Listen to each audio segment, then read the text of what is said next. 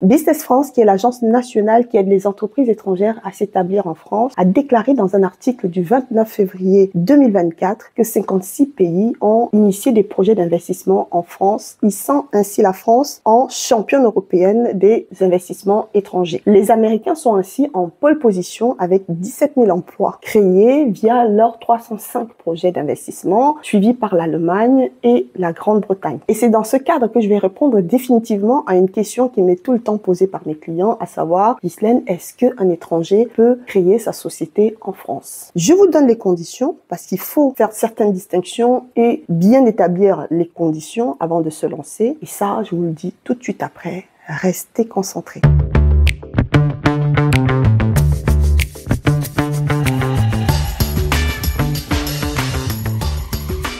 Hello la diaspora, bienvenue sur votre chaîne Diaspora Elite Finance. Je suis Ghislaine Bilog-Martinez. Par ma voix, cette chaîne a pour ambition de vous donner toutes les astuces bancaires, financières et fiscales dont on ne vous parlera pas dans les banques classiques. Notre objectif est de vous aider à structurer solidement votre patrimoine privé et professionnel pour les entreprises afin de mieux le réinvestir. Concernant la thématique de création de société par un étranger. Pour qu'un étranger puisse créer sa société en France, il faut distinguer entre deux types d'étrangers. Avant même de se lancer dans la distinction entre deux nationalités, j'aimerais d'abord apporter une petite précision. À la question est-ce qu'un étranger peut créer sa société en France? J'ai envie de répondre avec vigueur oui. Toute personne, tout étranger qui le souhaite peut créer sa société en France, mais à condition de respecter certaines étapes dont je vous parlerai par la suite. Mais avant de rentrer dans le vif du sujet, j'aimerais d'abord qu'on puisse faire une petite distinction dans la création de société. Dans la création de société, on a des investisseurs ou des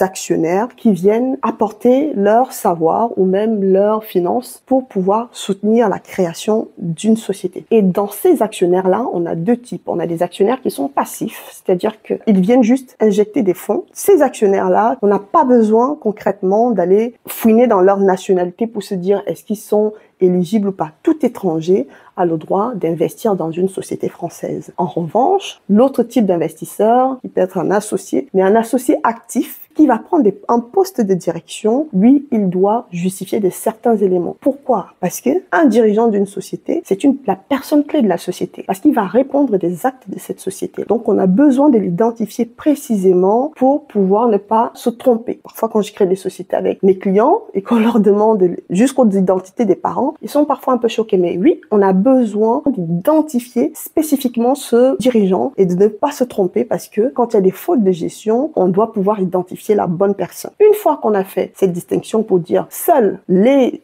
actionnaires ou les associés ou le créateur de société qui va prendre un poste de direction sera amené à respecter toutes les conditions qui vont suivre. Il faut considérer deux cas de figure. Les ressortissants de l'Union européenne ou de l'espace économique européen, y compris la Suisse, eux, il n'y a aucune restriction. Ils n'ont pas besoin de visa, n'ont pas besoin de titre de séjour, ni de carte de séjour. Ils ont envie de créer une société, ils vont initier cette création dans les mêmes conditions qu'un Français. Et de l'autre côté, on a les ressortissants hors Union européenne ou hors espace économique européen. Pour ces étrangers-là, il faut respecter d'autres conditions pour pouvoir créer une société. À savoir, soit détenir un visa long séjour dont la durée minimum est de 1 an, soit une carte de séjour dédiée aux entrepreneurs ou aussi une carte de résidence. Une fois qu'on a satisfait à ces conditions, et là on bascule sur la troisième phase qui est de respecter le process et la procédure de création d'une société comme tout citoyen français. Et donc, on a le droit d'ouvrir une SARL, une SAS, en tout cas de mettre une activité commerciale ou industrielle, même libérale. Et la quatrième étape, ça sera de respecter les formalités de création en France, c'est-à-dire rédiger ses statuts, déposer son capital social auprès d'une banque, immatriculer sa société auprès du registre de commerce des sociétés, RCS, aussi faire la déclaration dans un centre de formalité des entreprises, ça s'appelle CFE. Il faut respecter tous ces process-là. Et pour finir, satisfaire aux obligations fiscales, à savoir déclaration de TVA encaissée et la reverser à l'État, si jamais on en a récolté. Payer ses cotisations sociales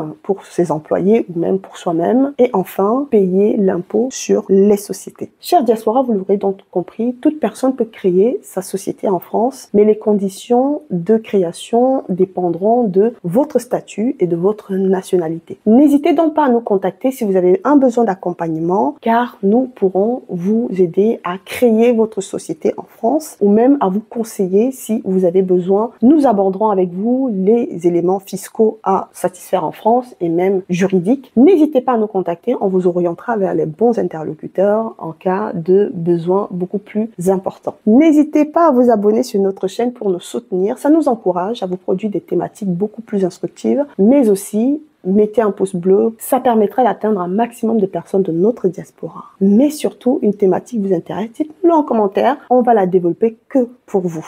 N'oubliez surtout pas que prendre soin de vos finances, c'est prendre soin de vous.